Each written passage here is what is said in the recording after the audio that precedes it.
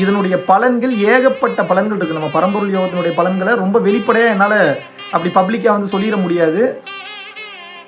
உங்களுக்கு டவுட்டே வேணாம், இந்த பயிற்சி சரியில்லை, இதில் இந்த பிரச்சனை வரும், அந்த பிரச்சனை வரும், குடும்பத்தை விட்டு பிரிஞ்சு போயிடுவீங்க, அப்படி நடந்துடும், இப்படி நடந்துடும், எதையுமே கேட்காதீங்க. யார் என்ன சொன்னாலும் லிசன் பண்ணாதீங்க.